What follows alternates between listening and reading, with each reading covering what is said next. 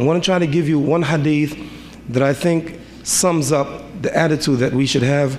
The Prophet Muhammad said that La ya'lamul kafirin, if the disbelievers knew the extent of Allah's mercy, rahmatihi, of Allah's mercy, none of them would have the idea that they would go to hell.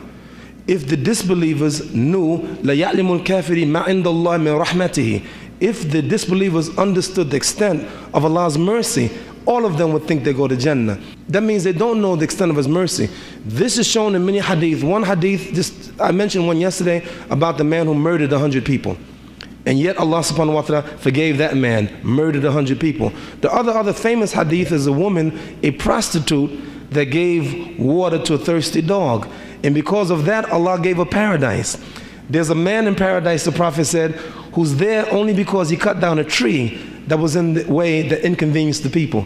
So when you study hadith, the more we learn and the more we study, little things apparently Allah gives them big blessings for. A woman who gave a half a date to her children, one half a date to one girl and another half to another girl, and because of that Allah forgave her sins. So you see many instances where Allah's mercy, not His justice, His mercy, and then as a result of that, people go to Jannah by His mercy. On the other hand, had the Prophet said in the other part of the hadith, La ya'lamul mu'minun ma indallah min uqubati. If the Muslims and believers knew the extent of Allah's punishment, none of them would think that they will go to paradise. They will all think they go to hell. Then you can think, I think Sheikh Jamal Badawi mentioned the other day of a woman who's in hellfire only because she had a cat. She wouldn't feed it. She locked it up. She tied it up, wouldn't let it go out on its own, and the cat died. And because of that, Allah punished the woman in hellfire. How she treated the cat. One woman, a prostitute, right, gave water not to a prophet, not to a Muslim, not even to a human being, but gave water to a dog, and went to Jannah, paradise. And a woman locked up a cat and didn't feed it and went to hell. There's a man in hellfire who would be there because the Prophet said a coat that he stole from someone.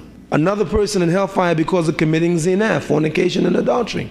So when you start studying ways that Allah subhanahu wa ta'ala may punish us in the hellfire, in ways where Allah may give us the mercy, we have the balance and we think of both of them.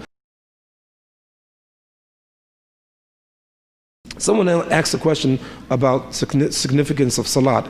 Don't just be satisfied with just making your salat, and try when you make your prayer to feel something for Allah subhanahu wa ta'ala. Try not to be thinking about other things. And I just want to mention this one hadith. And the Prophet Muhammad ﷺ was very observant, and he was watching a person. He was sitting in the masjid with some Sahaba, and a Muslim came in and made salat and came to the Prophet and said, Assalamu alaikum. The Prophet said, Wa alaikum salam, farajit fasalli, fa innaka lam tusalli. Go back and pray because you have not prayed. You see, the Prophet is very observant, so he's watching the man. So the man went back and prayed again. And when he finished, he came to the Prophet and said, Assalamu alaikum ya Rasulullah. The Prophet said, Wa alaikum salam, farajit fasalli, fa innaka lam tusalli. Go back and pray for you have not prayed. This happened 3 times. And the man said, O Messenger of Allah, teach me to pray. I know no prayer better than this.